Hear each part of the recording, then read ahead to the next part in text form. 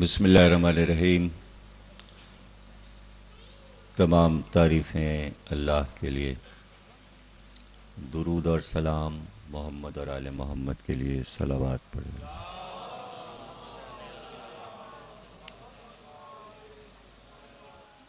1431 ہجری کے عشرِ محرم کی دوسری تقریر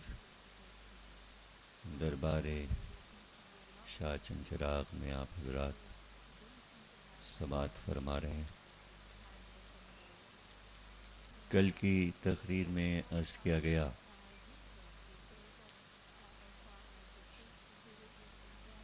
کہ ہر اس شخص کے لیے ضروری ہے کہ جو اپنی تعلیمات کو عام کرے تو اس کے جیسے موجود ہوں، اور خصوصی طور پر اس کے اپنے گھر کے افراد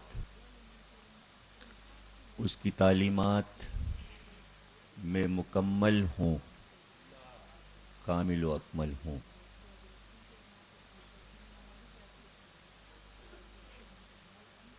یہ ایک ایسا مسئلہ ہے کہ جو بین الاقوامی ہے۔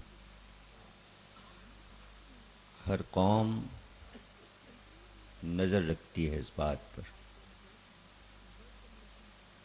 پیغمبروں کے لیے اللہ نے یہ بات واجب قرار دی، اور ظاہر ہے کہ دین سرکار رسالت پہ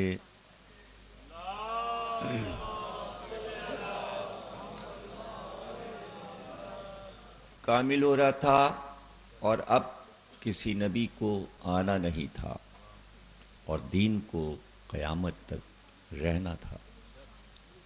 اس لیے ہدایت کا سلسلہ اللہ نے پاک و پاکیزہ رکھا، تاکہ جب وہ دعوت فکر دے عام انسانوں کو تو وہ پلٹ کر یہ نہ کہہ سکیں کہ جو بات تم ہم سے کہہ رہے ہو کہ فلاں کام ہم چھوڑ دیں، وہ تمہارے ہاں بھی موجود ہے۔ یہ ایک ایسی بات ہے کہ جسے سمجھنا مشکل نہیں ہے۔ شروع میں ہی میں مثال دے کر اپنے بھائیوں کو واضح کر دوں کہ کتنی ضروری چیز ہے، اور اس کی مثال قرآن میں، تاریخ میں، حدیث میں موجود ہے۔ نواں سورہ سورہ توبہ ہے، جسے سورہ برات بھی کہتے ہیں۔ برات من اللہ و رسول، اللہ اور اس کا رسول برات اختیار کرتے ہیں۔ کس بات سے؟ مشرکین سے اور ان کے کاموں سے، اور اس کے بعد وہ سارے کام بتا دیے گئے۔ خانہ کعبہ میں سورہ برات لے کر مولا علی پہنچے، اور علی نے کعبے میں کھڑے ہو کے کافروں اور مشرکوں کے درمیان ان کی تمام برائیوں کو بیان کر کے کہا، آج کے بعد یہ کام نہیں ہوں گے۔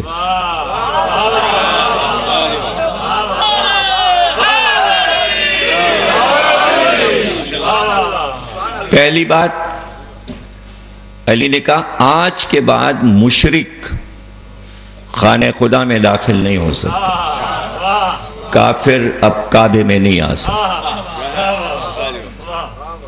پھر آپ نے فرمایا کہ اب تم کعبے کا طواف برہنہ نہیں کر سکتے۔ عام طور سے طواف کرتے کرتے اوپر کے کپڑے اتار کے پھینک دیتے تھے، خیرات کر دیتے تھے، اس کو بھی منع کیا گیا۔ تو جتنے بھی کافروں کی بد رسمیں تھیں،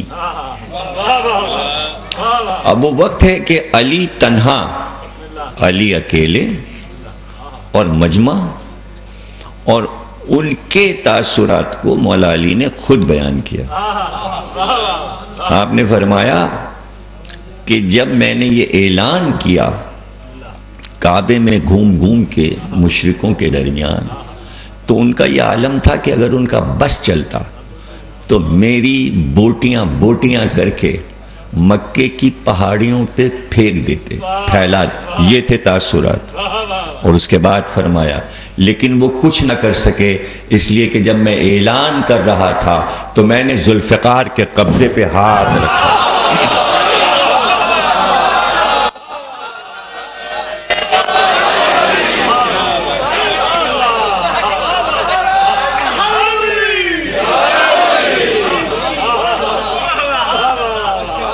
دیکھیے مثال یہ دینا تھی کہ اگر وہ علی کے خوف سے حملہ نہ کر سکے علی پر، لیکن زبان پر تو پابندی نہیں تھی. بڑے بڑے سردار کافر موجود تھے، وہ آگے بڑھ کر کہتے کہ تم ہمیں منع کر رہے ہو کہ اب کافر کعبے میں نہ آئے. اتنے دنوں تک تمہارا باپ ابو طالب کیسے آیا؟ اس کے معنی یہ ہیں کہ کافروں اور مشرکوں کو پتا تھا کہ ابو طالب کافر نہیں ہے، ورنہ موقع تو وہی تھا. موقع تو وہی تھا.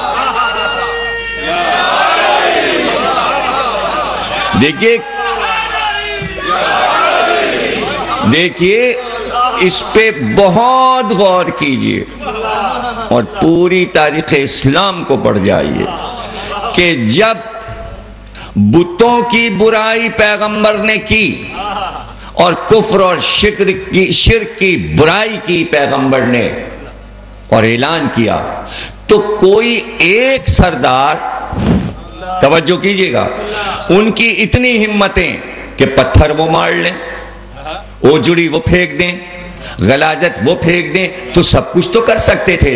تو یہ بھی کہہ سکتے تھے کہ محمد کل تک تمہارے باپ دادا بھی انہی بتوں کو پوجتے تھے. لیکن تاریخ میں دکھاؤ کسی کافر نے یہ کہا ہو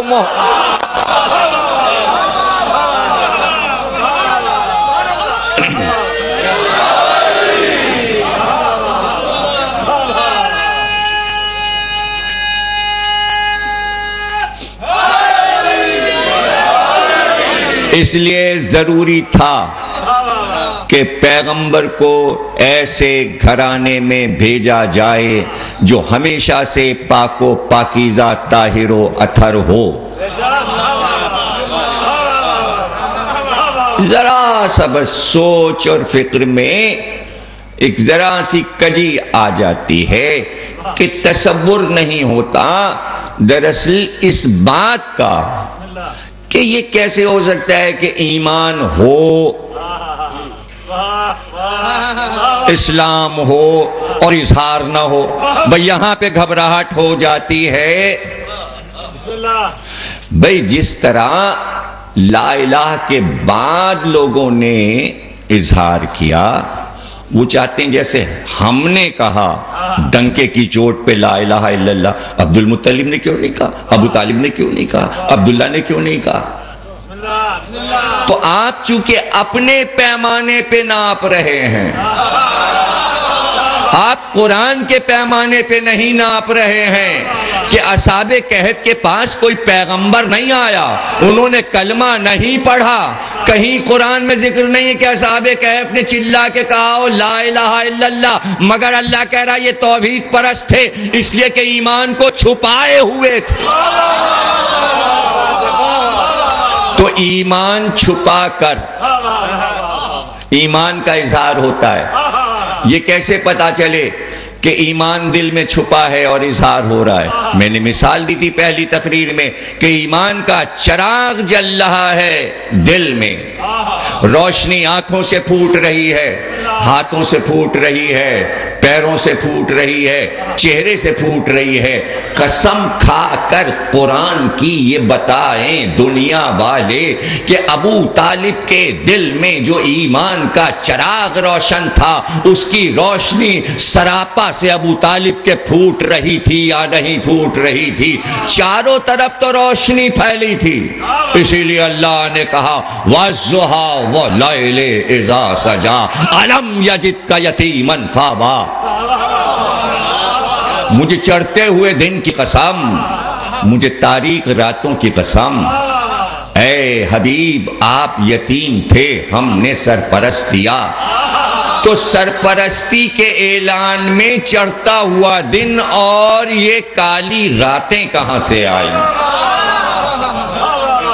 کالی راتیں شیب ابی طالب کی وہ سیاہ راتیں، اندھیرے میں جب پہاڑیوں پر سائے نظر آتے تھے کہ محمد کو قتل کر دیں، ان سائے کو دیکھ کر ابو طالب رات بھر سوتے نہیں تھے، ٹہلتے رہتے تھے اور محمد کو بستر سے ہٹا کے جگہ بدل دی۔ کبھی طالب کو سلا دیا، کبھی عقیل کو سلا دیا، اور کبھی جعفر کو سلا دیا، اور کبھی علی کو سلا دیا، اور زیادہ تر تو علی ہی سلائے جاتے تھے۔ اور جب محمد کے بستر پہ لیٹے ایک دم سو گئے، آرام سے سو گئے۔ اس لیے کہ خود نہج البلاغہ میں کہتے ہیں کہ میرا بچپن جو گزرا وہ نبی کے سینے پر اور نبی کے بستر پہ گزرا۔ تو بھائی جہاں نبی کے بستر کی خوشبو پائی نیند آ گئی۔ بعض لوگ کہتے ہیں نا بھائی آپ جگہ بدل دیجئے، تو کہتے ہیں یہاں ہمیں نیند نہیں آئی۔ کیوں؟ جگہ بدل گئی۔ علی کی جگہ کبھی بدلی ہی نہیں، علی کی جگہ نبی کا بستر تھا، لیٹے اور نیند آئی۔ تو بچپن کی ڈالی ہوئی باپ کی عادت تھی کہ شب ہجرت لیٹے اور سو گئے۔ دیکھیں نیند کہنے سے نہیں آتی، کہا نبی نے سو جاؤ۔ کوئی کسی سے کہے سو جاؤ، لیٹو جلدی سے سو جاؤ، نہیں، علی لیٹے، نیند اس لیے آ گئی کہ خوشبو تو وہی تھی جن خوشبوؤں میں راتیں گزرتی تھیں، نبی کے بستر لیٹے اور سو گئے۔ اور پھر جب سجا کے لٹایا گیا ہو، شبی بنا کے لٹایا گیا ہو، اپنا لباس پہنایا گیا ہو، امامہ سرہانے رکھا گیا ہو، اور سبز چادر اپنی اڑھا دی ہو کہ قرآن کہے یا ایھا المدثر، اے سبز چادر اوڑھنے والے، اور وہ سو جاؤ سو جاؤ۔ تو اب اتنا ہی پوچھا کیا میرے آپ کے بستر پر سونے سے آپ کی جان بچ جائے گی؟ تو کہا بس ہاں سو جاؤ، یعنی اطمینان دیکھیے۔ اچھا اطمینان یعنی اطمینان کا یقین، اس کے لیے ایک مثال دی جاتی ہے، اور وہ میں آپ کو میر تقی میر کا ایک شعر سناتا ہوں، غزل کا شعر سنیے آپ، تاکہ آپ کو پیغمبر کے اس جملے کی عظمت معلوم ہو۔ ہاں سو جاؤ، کیا پوچھا علی نے؟ میرے سونے سے آپ کی جان بچ جائے گی۔ ہاں سو جاؤ، یعنی جواب یہ ہے کہ ہاں جو تم کہہ رہے ہو بس سو جاؤ۔ یہ اطمینان دیکھیے گا، یہ نکتہ، اور یہ شعر سنیے گا۔ تھا اپنے نشانے پا کچھ اتنا بھرم ان کو، تھا اپنے نشانے پا کچھ اتنا بھرم ان کو، چٹکی سے تیر چھوڑا مٹھی سے کمان رکھ دی۔ یعنی اتنا اطمینان ہے کہ تیر نشانے پہ گیا ہے، ادھر دیکھا نہیں اور کمان رکھ دی۔ تیر ابھی راستے میں ہے، کمان رکھ دی، یعنی دوسرے تیر کی ضرورت نہیں ہے، اسے کہتے ہیں نشانہ۔ ہاں سو جاؤ، تو اب کہا ہے سو جاؤ، پوچھا جو کچھ تھا اس کا جواب، تو کہتے ہیں اسی وقت علی نے اپنی پیشانی زمین پہ رکھ دی۔ کہتے ہیں یہ دنیا کا پہلا سجدہ شکرانہ تھا. یہاں سے سجدہ شکرانہ شروع ہوا. پیغمبر بچ گئے، علی نے سجدہ شکرانہ کیا. یعنی سو جاؤ، اس کا کیا مطلب ہے سو جاؤ؟ یعنی رات سے گھر گرا ہوا ہے. 40 بڑے پہلوان 40 قبیلوں سے چنے گئے ہیں، سب کے ہاتھوں میں تلواریں ہیں یا نیزے ہیں، موت کا سامان ہے اور گھر گھرا ہوا ہے، اور سو جاؤ. یعنی چاروں طرف موت منڈلا رہی ہے، موت کا حصار ہے، اور سو جاؤ. اطمینان دے کہ ہاں سو جاؤ. تو اب علی سو گئے اس کی پرواہ کیے بغیر کہ چاروں طرف تلواریں. اچھا، علی سوتے بھی رہے اور رات بھر وہ گھر کا چکر بھی لگاتے رہے، چکر لگاتے رہے. تو یہ تو طے ہو گیا کہ کل ایمان سو رہا تھا، کفر طواف کر رہا تھا.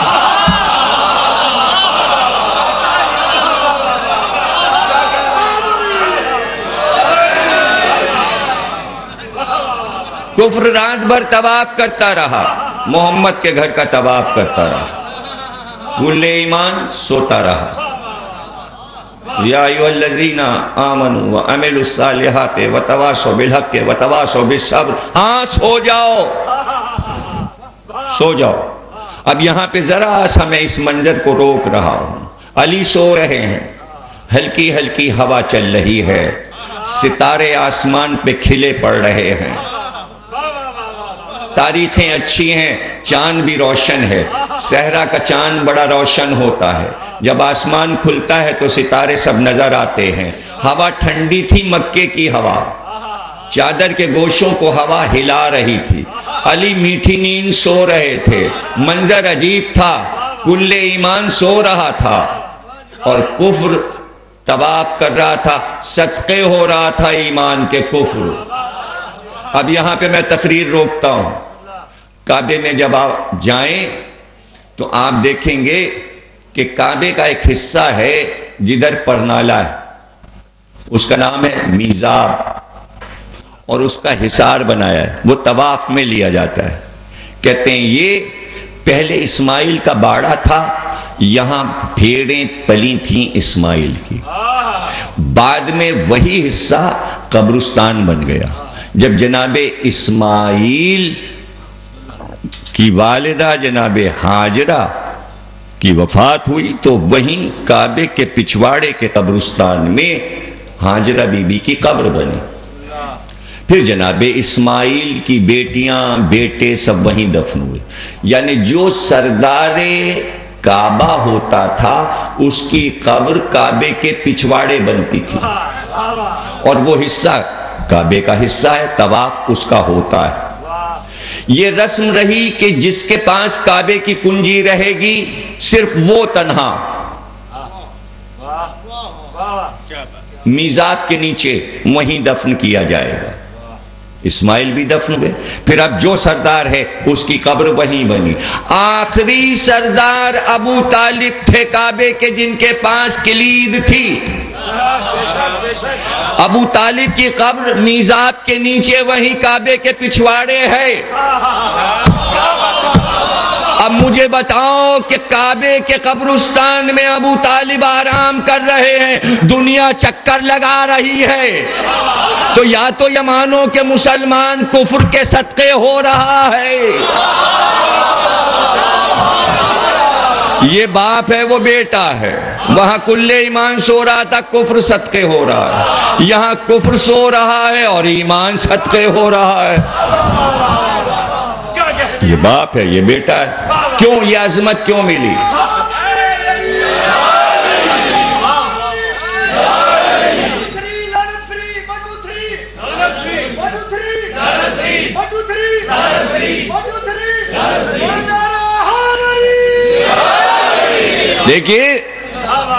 دیکھیے توجہ طلب ہیں یہ باتیں کہ اگر کوئی کہے کہ اللہ کسی کی خدمات کو ضائع نہیں کرتا اور قرآن میں محفوظ کر دیتا ہے۔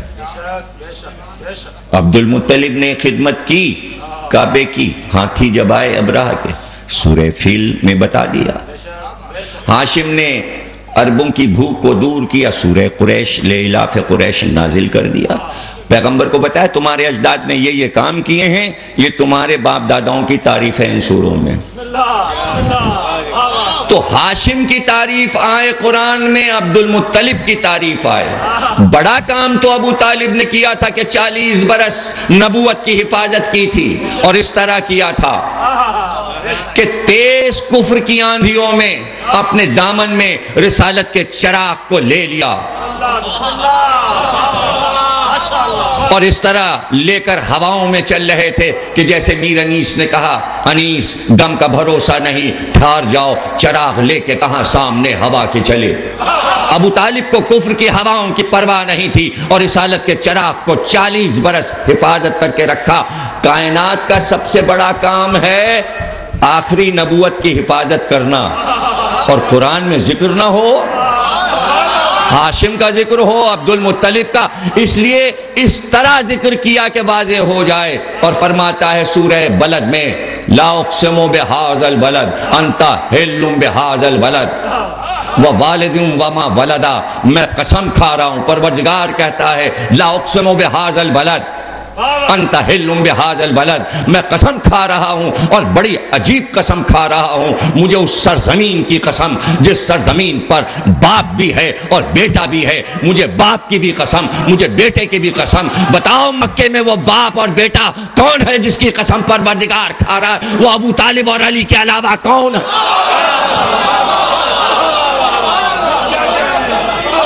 باپ کی بھی قسم، بیٹے کی بھی قسم۔ اور پھر یہ بھی اعلان ہو گیا، ہم ایک دن فاتح بنا کے زمین پر آپ کو لائیں گے، باپ کی قسم بیٹے کی قسم۔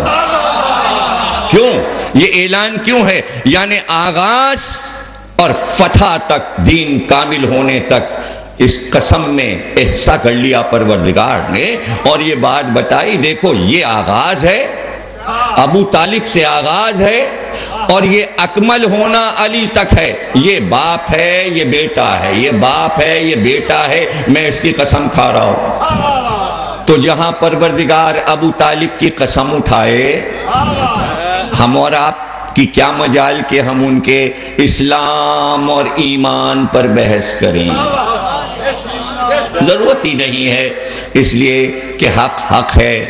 ایمان کے ساتھ عمل صالح ابو طالب نے کیا، اور حق اور صبر کے ساتھ ذرا ابو طالب کا صبر دیکھیے، ابو طالب کا صبر دیکھیے، اتنا صبر کہ بھتیجے پہ پتھر چلیں،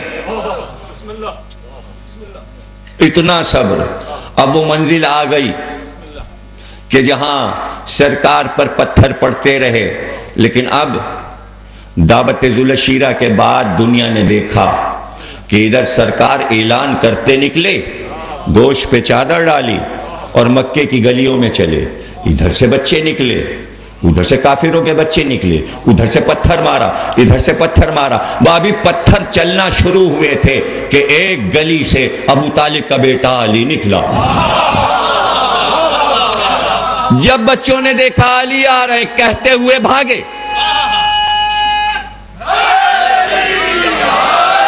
گھبرا کے بھاگے، کہتے ہوئے بھاگے، وہ آ گیا، سرخ آنکھوں والا آ گیا۔ یہ سرخ آنکھیں پتہ ہے کیا ہے؟ جب لال موت نظر آتی ہے تو اس کو کہتے ہیں سرخ آنکھوں والا۔ موت کی قسمیں ہیں، کالی موت، سفید موت، لال موت، یہ ساری موتیں ظہور سے پہلے اور قیامت سے پہلے ہوں گی، یہ الگ الگ موتیں، ان کی قسمیں کبھی عرض کر دیں گے۔ لال موت نظر آتی تھی، اب جو پکڑ میں آ گیا، بھاگتے میں جتنے بھی پکڑ گئے، عمر کیا ہے علی کی؟ 12.5 اور 13،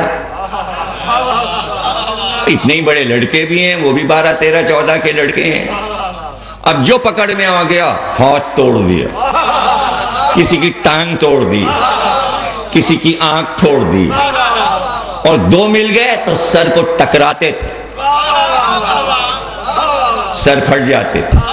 اب ٹوٹے پھوٹے بچے اپنے گھروں کو گئے، شام ہوئی، سب اپنے کاروبار سے، زراعت سے آئے، گلے لے کر آئے، جانور لے کر آئے۔ عورتوں نے چیخ چیخ کے آسمان سر پہ اٹھا لیا، ارے کچھ پتا بھی ہے؟ اس کی ٹانگ ٹوٹ گئی، کہیں سے آواز آئی، ارے اس کی آنکھ ٹوٹ گئی، اور دیکھو یہ کون ہے، یہ کیا ہے؟ اب سب نے پوچھا کیا ہوا کیا ہوا؟ ابو طالب کا بیٹا، ابو طالب کا بیٹا، ابو طالب کا۔ ہر گھر سے آواز آ رہی ہے ابو طالب کا بیٹا، علی علی علی۔ ارے مکے کے ہر گھر میں کفرستان سے آواز آتی تھی، علی علی علی۔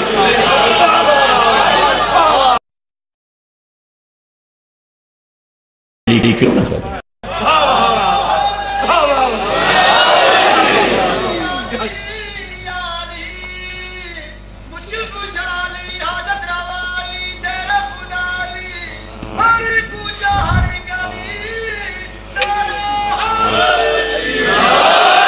جزاک اللہ جزاک اللہ۔ مرحبا۔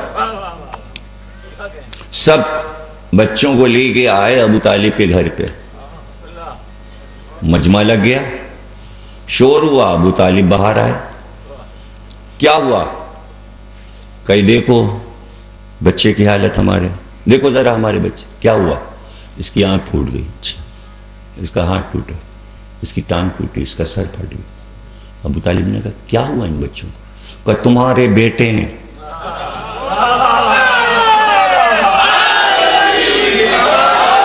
تمہارے بیٹے نے مارا ہے ان کو، روز مارتا ہے، روز زخمی کرتا۔ اچھا، آواز دی، علی ادھر آؤ۔ باپ کے سامنے آئے، کھڑے ہو گئے۔ علی، اس لڑکے کی ٹانگ تم نے توڑی ہے؟ جی بابا۔ اس لڑکے کا سر تم نے توڑا؟ جی بابا۔ اس کا ہاتھ تم نے؟ جی بابا۔ کیوں؟ کہ جب میرا بھائی مکے کی گلیوں میں نکلتا ہے اور توحید کا پیغام پہنچاتا ہے، یہ سب اسے پتھر مارتے ہیں۔ کہا اچھا تم محمد کو بچاتے ہو؟ کہاں بابا۔ کہا تو جاؤ، آج میری طرف سے اجازت ہے کہ اگر محمد کو بچانے میں تمہاری جان بھی چلی جائے تو ابو طالب کو کوئی پرواہ نہیں۔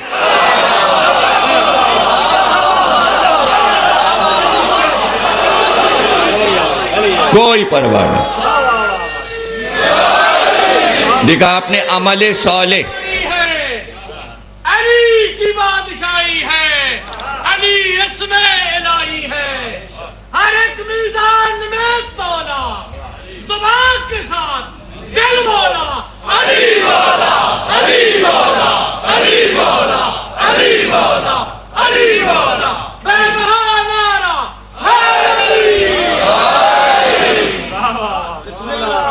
جاؤ، اجازت ہے، جاؤ اجازت ہے۔ اب آپ دیکھیے سب منہ لٹکا کے چلے گئے۔ ابو طالب نے اجازت دی ہے، خاموشی کیوں ہو گئی؟ خاموشی کس بات کی؟ یہی تو موقع تھا، پلٹ کے کہتے ابو طالب کیا تم بتوں کو نہیں مانتے؟ یہی موقع تھا، یہی موقع۔ سب خاموش چلے گئے۔ یہ 13 سال 22-23 کی عمر ہوئی تو شب ہجرت بستر پہ سوئے۔ اب تک کسی نے علی کو تلوار چلاتے نہیں دیکھا۔ 23 سال کی عمر تک علی کے ہاتھ میں کسی نے تلوار نہیں دیکھی۔ تلوار نہ ہونے پر اتنا روپ تھا۔ ارے جب ذوالفقار آئے گی تو کیسے عرب لرزے گا۔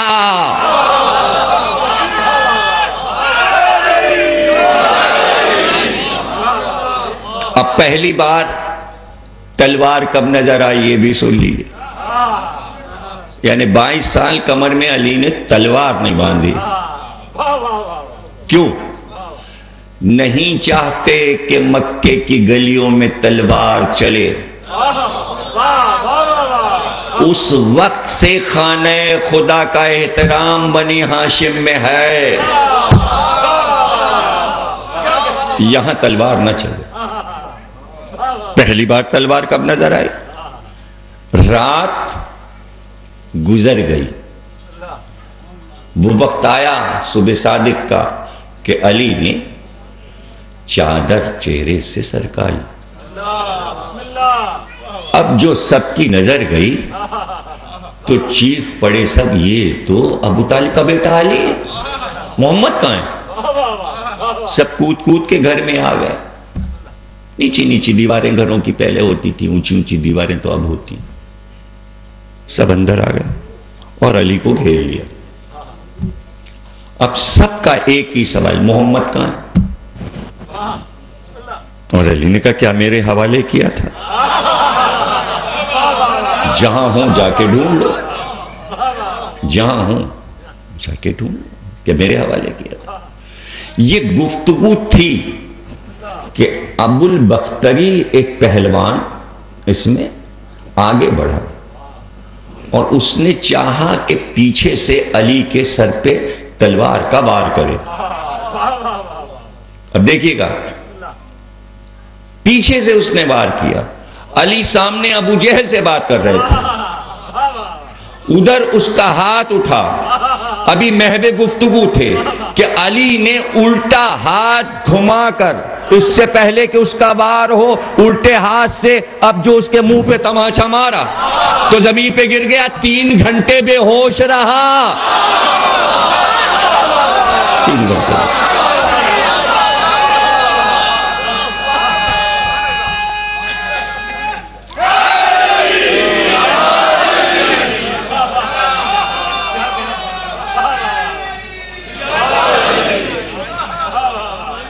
تین گھنٹے پہ پڑا رہا.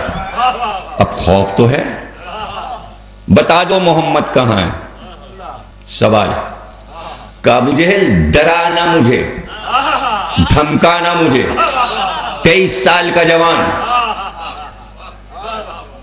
بستر محمد پر بیٹھا ہوا 40 قاتلوں سے بات کر رہا. سب کے ہاتھ میں تلواریں ہیں اور نیزیں ہیں، چاروں طرف سے علی گھرے ہیں. کہا سن ابو جہل، اس وقت بات سن لے. ابو طالب کا بیٹا اتنا عالم ہے کہ اگر میرا ذرا سا علم کائنات پہ تقسیم کیا جائے تو کائنات کے سارے جاہل عالم بن جائیں. اور پھر فرمایا ابو جہل سن، ابو طالب کا بیٹا اتنا شجاع ہے کہ اگر اس کی ذرا سی شجاعت کائنات کے سارے بزدلوں میں تقسیم کی جائے تو سارے بزدل بہادر بن جائیں.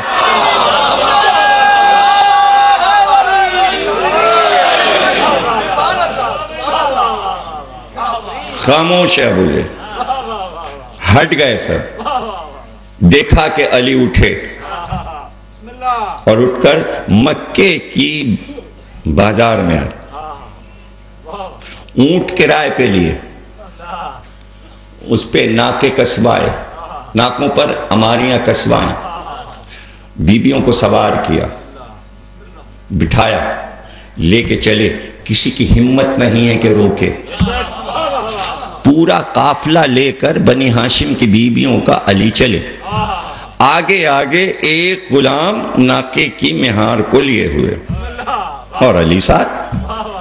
اب جب علی تیار ہو کر گھر سے نکلے ہجرت کے لیے تو پہلی بار مکے والوں نے علی کی کمر میں تلوار لگی دیکھی. اب یہ ذوالفقار نہیں ہے لیکن ایک تلوار ہے جو علی نے ہجرت کے روز لگائی. پہلی بار علی کی کمر میں تلوار نظر آئی اور کارواں لے کر چلے.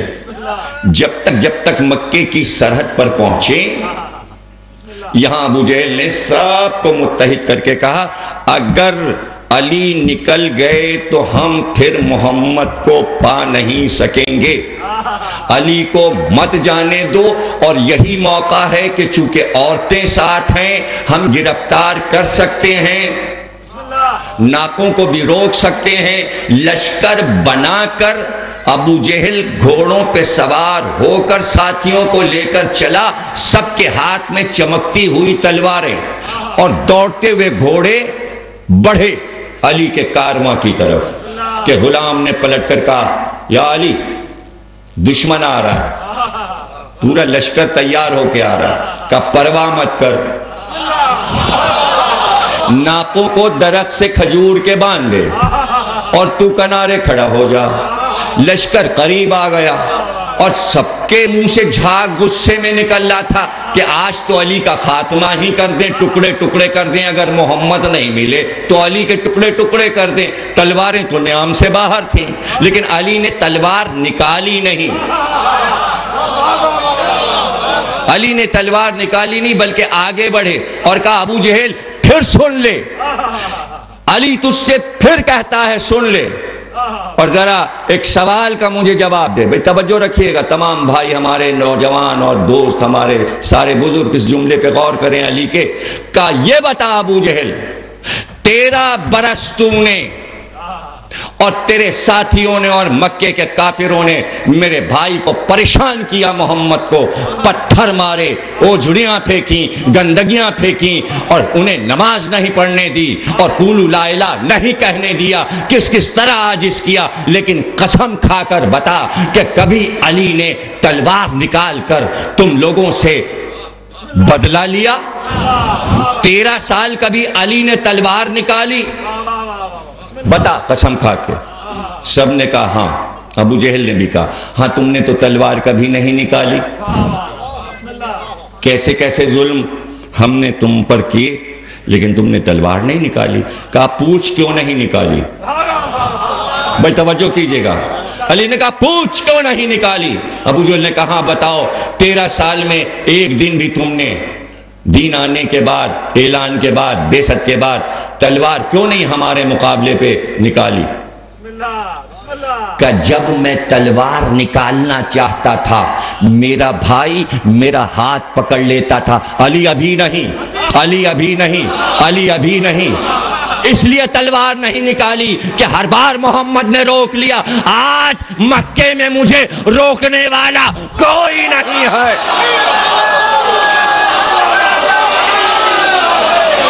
یہ کہہ کے تلوار کھینچی، کہتے ہیں الٹے قدم لشکر الٹ گیا۔ بات سمجھ میں آ گئی کہ اگر ہاشمی تلوار چل گئی تو کیا ہوگا، کیا ہوگا اگر ہاشمی تلوار چل گئی۔ اور پھر جب چلی تو پھر دنیا نے دیکھا، خود نہج البلاغہ میں علی نے کہا ابھی تو میں بچہ تھا، ابھی تو میں بچہ تھا کہ میں نے قبیلہ ربیہ اور قبیلہ مضر کے سورماؤں کے کلیجوں کو پھاڑ دیا۔ پہلی بار تلوار اسلام کے نام پر نکلی تو بدر میں، اور پہلی تلوار کھینچی تو علی نے۔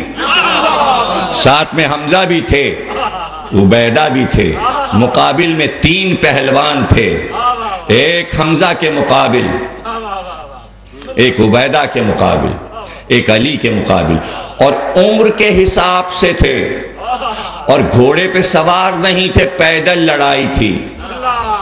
بھئی توجہ کیجئے، اس سے پہلے 3 بھائی اور گئے تھے۔ جب بدر کی لڑائی چھڑی تو کافروں نے آواز دی محمد کسی کو ہمارے مقابل میں بھیجو، تو 3 سگے بھائی مدینے کے تھے، انصار کے، انہوں نے کہا یا رسول اللہ ہمیں خدمت کا موقع دیجئے، مہاجرین تو جائیں گے لیکن پہلے انصار کو بھیجئے تاکہ ہم اپنے شجاعت کے جوہر دکھائیں۔ سرکار نے کہا تینوں کو کہا جاؤ، جذبہ ہے، 20-20 سال 22 سال کے برابر کے بھائی تھے، 24 سال کے، تینوں بھائی چلے گئے۔ وہ گئے تو سامنے کے پہلوانوں نے ان کو دیکھا ہی نہیں، ان کی طرف نظر ہی نہیں ڈالی۔ بھائی جملہ سنیے گا، تینوں پہلوانوں نے سرکار کو مخاطب کیا کہا محمد ہم لوگ خاندانی ہیں، ہمارے قبیلے مشہور ہیں، ہمارے مقابل انہیں لڑنے بھیجو جن کے شجرے اچھے ہیں، ان کو بھیجو۔ تو اس وقت سرکار نے آواز دی، چچا حمزہ آپ بڑھئے، بھائی عبیدہ آپ علی تم آگے بڑھو۔ 3 برابر کے شیر چلے، 3 شیر چلے اور ان کے مقابل کفر ہوا۔ سب سے پہلے علی نے اپنے مقابل کے ہاتھ کو کاٹا اور پھر سر کو کاٹا، اور اس کے بعد اپنے مقابل کو قتل کر کے اب جو پلٹے تو دیکھا کہ حمزہ ایک سے الجھے ہوئے تھے۔ قریب گئے، کہا چچا بس ذرا سا سر ہٹائیے۔ حمزہ نے سر ایسے کیا تھا کہ مقابل کا سر یوں گیا۔ اب دونوں چچا بھتیجے مل کے عبیدہ کے پاس آئے، اس لیے کہ عبیدہ زخمی تھے، اور ایک بار آگے بڑھ کر علی نے کہا چچا آپ ہٹیے، مقابل کا سر اڑا دیا۔ آئے 3 مقابل تھے، تینوں کے سر علی نے کاٹے، اور اس کے بعد جو یلغار ہوئی، اب جو تلوار چلی تو پھر رکی ہی نہیں، اس لیے کہ ہر کافر یہ کہتا تھا بھائی لڑائی ختم ہو گئی، یہ کیا ہوا؟ تمہارے پیچھے کون تھا؟ کہا ہمارے پیچھے بھی علی تھے۔ تمہارے پیچھے کون تھا؟ کہا علی تھا۔ تمہارے پیچھے کون تھا؟ کہا علی تھا۔ اب چاروں طرف ایک ہی آواز تھی، علی آ رہے ہیں، علی آ رہے ہیں، علی آ رہے ہیں۔ ارے ہجرت سے لے کے بدر تک اسلام میں علی علی کے علاوہ کچھ اور ہوا ہے؟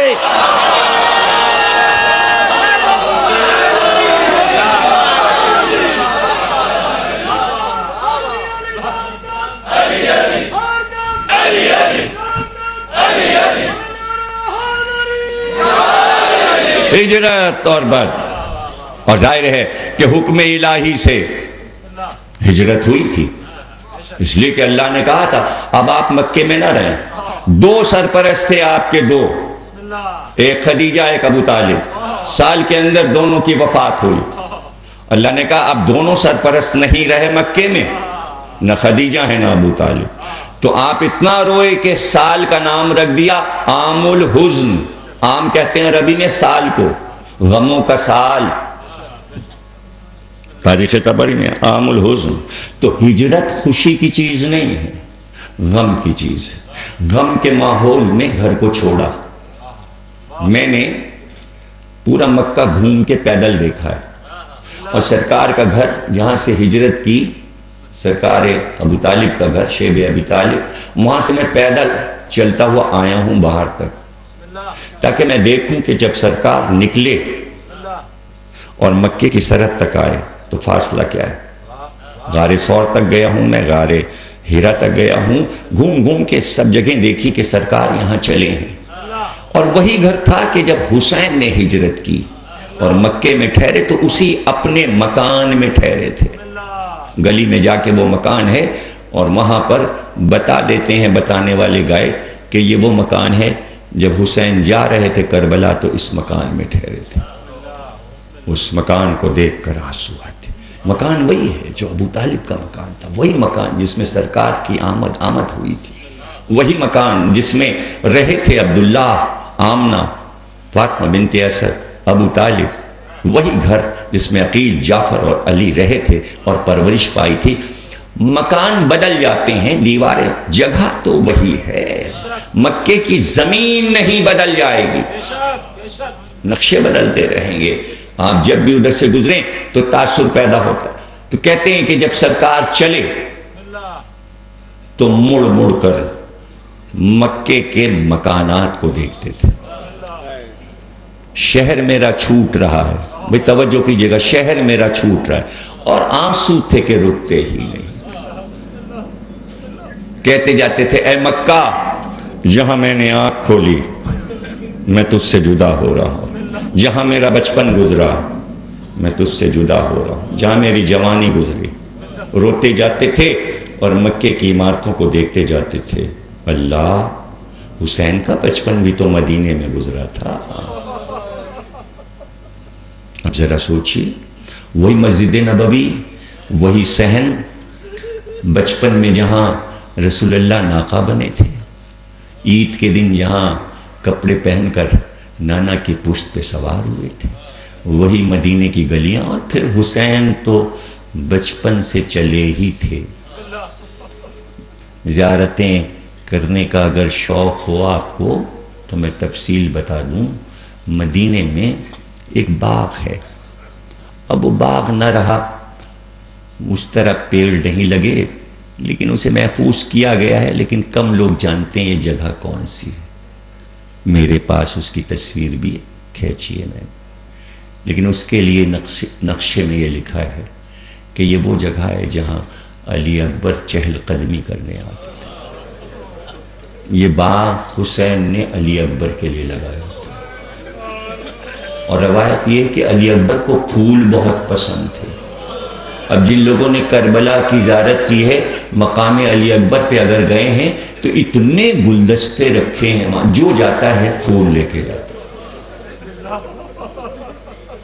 تو اسی مدینے میں علی اکبر، اسی مدینے میں عباس، اسی مدینے میں قاسم، اللہ، وہی شہر چھوٹ رہا تھا۔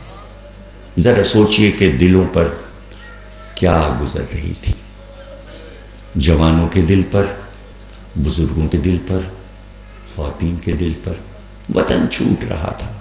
اور پھر جب یہ بھی معلوم ہو کون واپس آئے گا اور کون واپس نہیں آئے گا۔ یہی مدینہ تھا کہ جہاں شہر والے انتظار کرتے تھے کہ جب کبھی عقاب پر بیٹھ کر علی اکبر چلتے، کہیں باہر زمینوں پہ جاتے تو فوراً مرتجس پہ عباس بیٹھ جاتے۔ چچا بھتیجے کے ساتھ ساتھ چلتا تھا، کبھی تنہا نہیں چھوڑتے تھے۔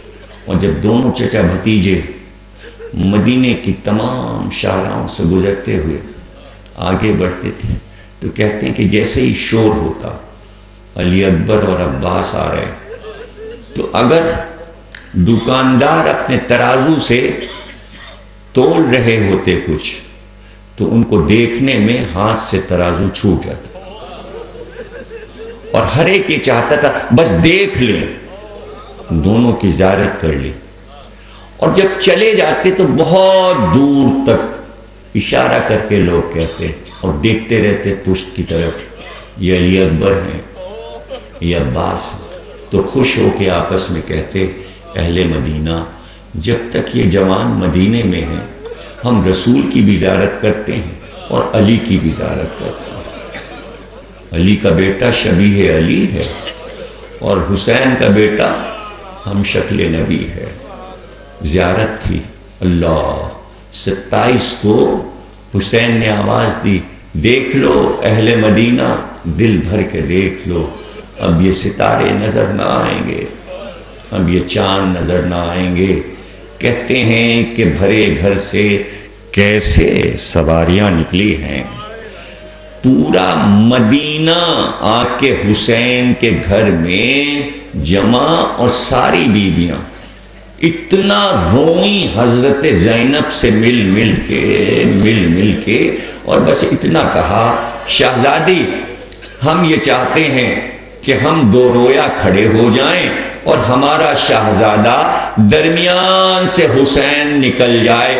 اس میں 80 سال کی بزرگ خواتین بھی تھیں جنہوں نے حسین کا بچپن بھی دیکھا تھا۔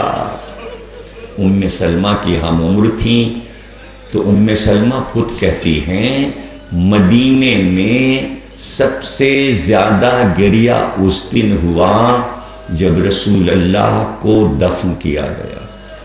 اس کے بعد مدینے میں سب سے زیادہ گریہ جب ہوا کہ جب جناب فاطمہ رات و دن روتی تھیں تو پورا مدینہ روتا تھا۔ پھر فرماتی ہیں اس کے بعد جو گریہ سب سے زیادہ مدینے میں ہوا جس رات زہرا کا تابوت اٹھا۔ پھر فرماتی ہیں اس کے بعد جو سب سے زیادہ گریہ ہوا وہ اس دن جس دن حسن کا جنازہ اٹھ کر روضہ رسول کی طرف گیا۔ پھر فرماتی ہیں اس کے بعد اگر گریہ ہوا مدینے میں تو جس دن حسین مدینے کو چھوڑ رہے تھے۔ کوئی گھر ایسا نہیں تھا کہ جہاں گریہ نہ ہو۔ اور راوی سنان کوفی ہے اور وہ کہتا ہے کہ میں کوفے سے آیا ہوا تھا، صبح کا وقت تھا، محلے بنی ہاشم کے پاس سے جو گزرا تو میں نے عجیب منظر دیکھا، چاروں طرف کھٹاٹوپ، شامیانے، قناتیں، غلام دوڑ رہے تھے، چاروں طرف ناقے تیار کھڑے تھے، ناکوں پہ اماریاں کسی جا رہی تھیں، میں رک گیا اور میں نے اپنے مدینے کے دوست سے پوچھا، بھائی یہ آج یہ کیسی بہار آئی ہے؟ کہا یہ بہار نہیں ہے، مدینے کی بہار لٹ رہی ہے۔ حسین مدینہ چھوڑ کے جا رہے ہیں، ساتھ میں پورا خاندان جا رہا ہے۔ اگر تجھے دیکھنا ہے کہ بنی ہاشم کی سواریاں کس شان سے نکلتی ہیں تو خاموش یہاں پر میرے ساتھ رک جاؤ۔ راوی کہتا ہے کہ میں نے دیکھا کہ اماریوں پر پردے پڑے ہوئے تھے اور ایک ایک اماری جو ناکے پر تھی، ناکے کو لایا جاتا اور عصمت سرا کا پردہ ہٹتا تھا اور کوئی بی بی سیاہ برقعے میں چادر میں آتی اور اس کو ناکے پہ سوار کیا جاتا، ناکے کو بٹھایا جاتا، اماری میں بی بی کو سوار کیا جاتا۔ کہتا ہے راوی کہ ہم نے دیکھا کہ ایک ناکا آیا اور جیسے ہی وہ ناکا آیا